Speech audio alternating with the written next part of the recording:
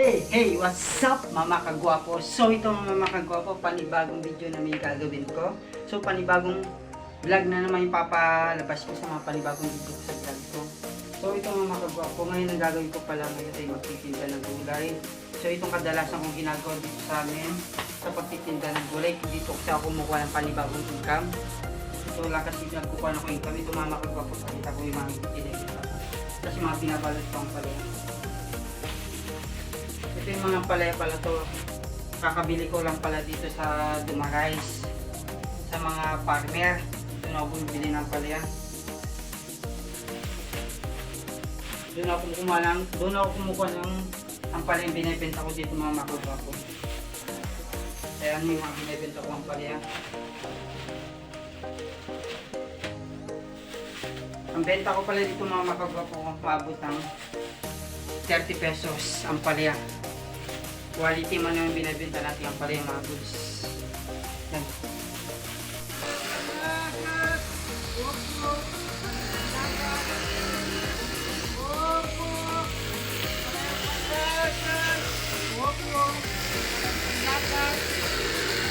Palaya panglagas. Opo! Palaya panglagas. Opo! Palaya panglagas. Opo! Palaya panglagas. Opo! Palaya panglagas. Opo! Ang palaya panglagas. Opo! Opo! Palaya panglagas. Opo! Kita ko ng Islam kaya.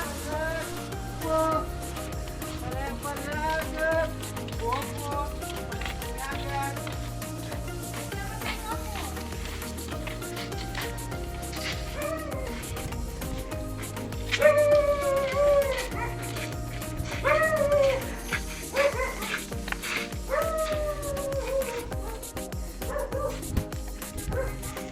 20 po. 20.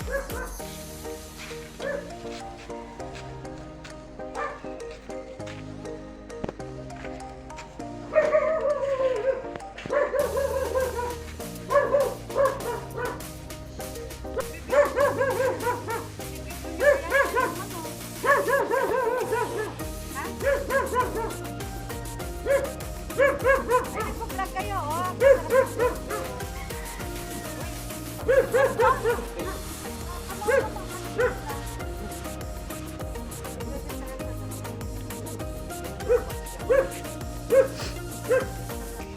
Para makita naman po.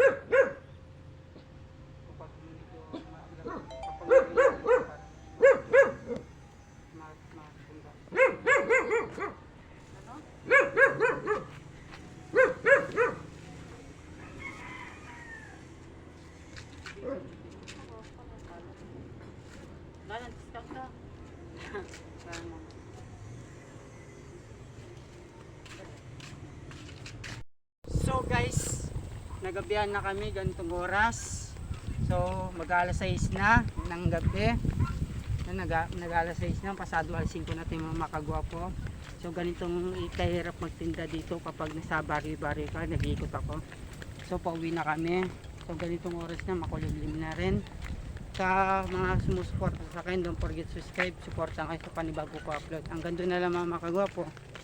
Hey, what's up mga makagwapo? So sa wakas, nayari na natin pagtitinda natin ng gulay.